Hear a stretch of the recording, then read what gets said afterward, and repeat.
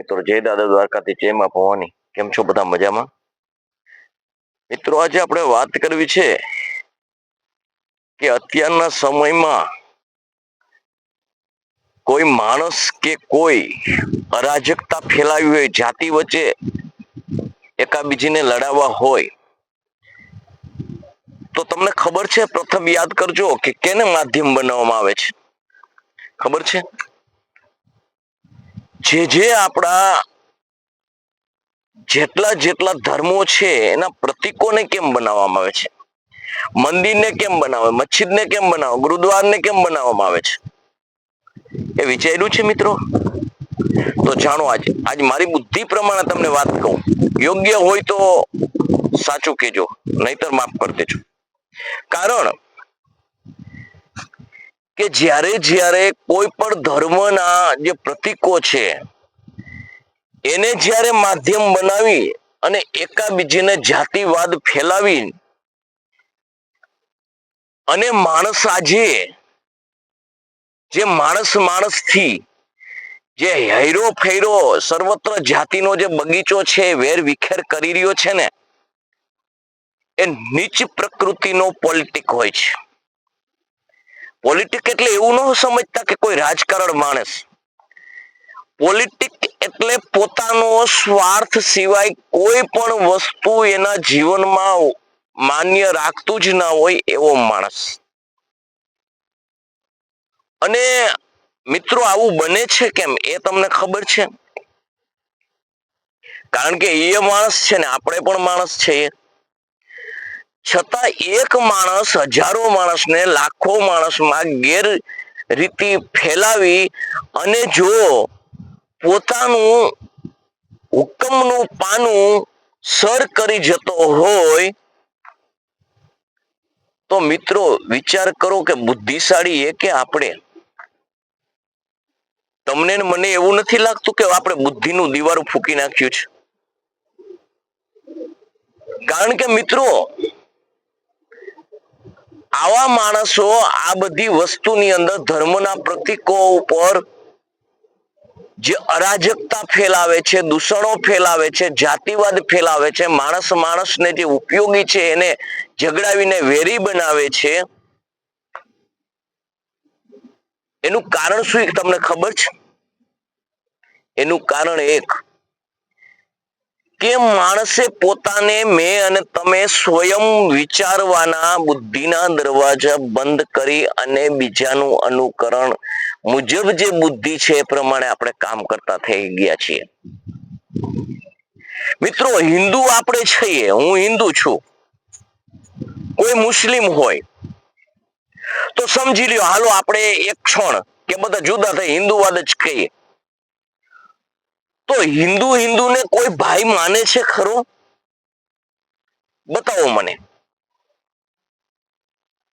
આ પોલિટિક બધા પ્રશ્નો છે. હિન્દુને એટલો ચાહતો હોય તો હિન્દુ માથે આટલા બધા કેસ કબાલા કેમ થાય છે? કોર્ટ કચેરીના ધક્કા કેમ થાય છે?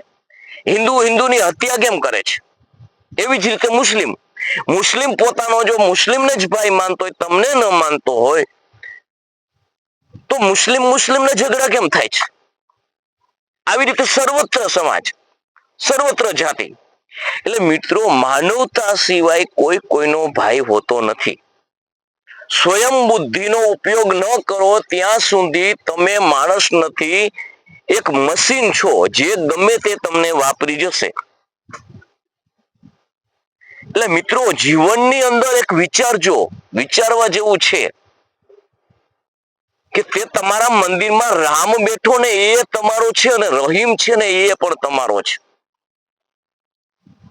ગુરુદ્વારની અંદર જે નાનક સાહેબ છે એ પણ આપણા જ છે, ગુરુ નાનક સાહેબ. અને ચર્ચમાં ઈસુ ખ્રિસ્તી પણ આપણો જ છે. એ ઈશ્વરના અંશ હોય ને, એને કોઈ ભેદભાવ ન હોય. કારણ કે એ માધ્યમ છે માણસને ઈશ્વર સુધી પહોંચાડવાનો.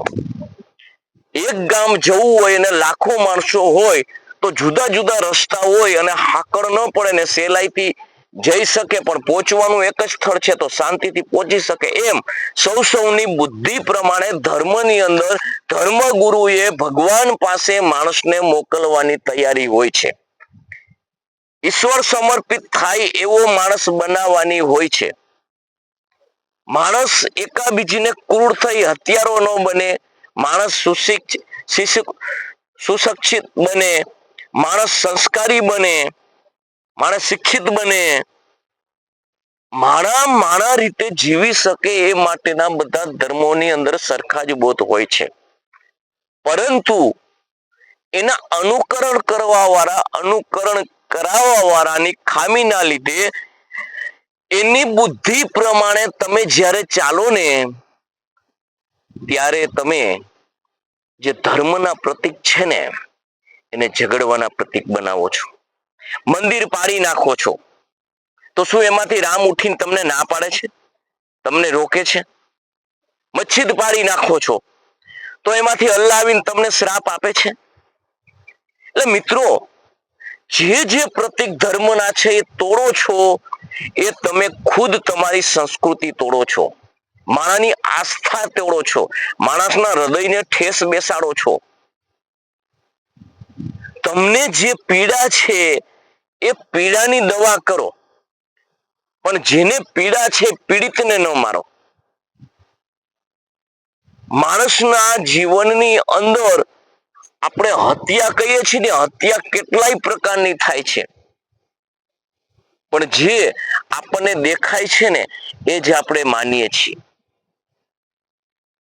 એટલે મિત્રો, જીવનની અંદર જે આપણા ધર્મના જે પ્રતીકો છે ને એના માથે કોઈ પણ સત્તા હોય, સત્તાધારી આજે માથે દુરુપયોગ કરે અને વિપક્ષ એની દલાલી કરે. કારણ દલાલી એ માટે કહું છું કે જ્યારે એના પાસે સત્તા આવે તો એ આવું કરશે ને ઓલો આમ કરશે. આનો ઉકેલ નથી. આનો ઉકેલ સ્વયં તમે પોતે છો. તમે પોતે માનવ બની જાઓ, જાતિ નહીં, માનવ. મનત્વ જાગૃત કરો. હું માણસ સર્વશ્રેષ્ઠ ભગવાને જે યોની બનાવી ને એનું એક માધ્યમ છું. હું કરી શકું છું, બની શકું છું, કરાવી શકું છું, વિચારી શકું છું. હું ભગવાન સમર્પિત જઈ શકું છું અને ઈશ્વરનો અંશ બની અને સાબિત કરી શકું છું. આવું આપણી ગીતા કહે છે. મિત્રો, જો આટલું આપણને આવા ધર્મ ગ્રંથો હોય છતાં જો આપણા મગજમાં આપણી બુદ્ધિ કામ ન કરતી હોય ને, અને આપણે જો ધર્મના પ્રતીકોના માધ્યમ બનીને એકાબીજી સામે ઝઘડતા હોય ને, તો સાલું મૂર્ખ આપણા જેવું તો ભૂંડે નથી.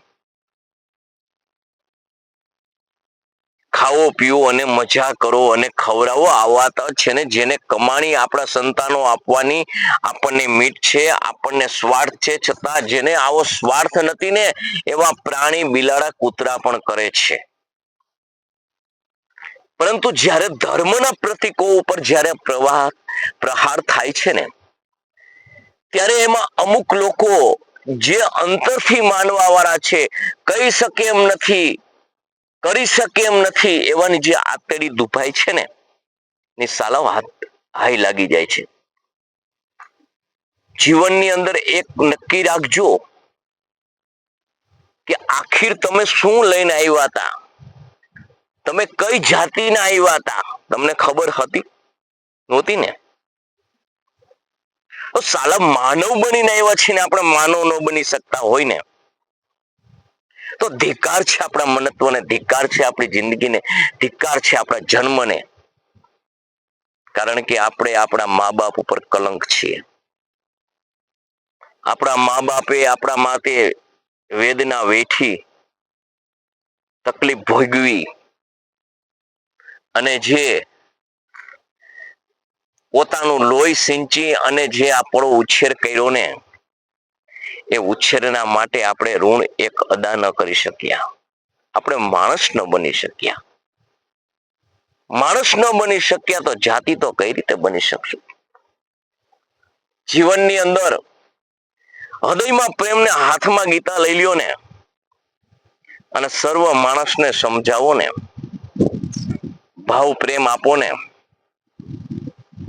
તો તાકાત નથી કે કોઈ તમારો ઉપયોગ કરી શકે.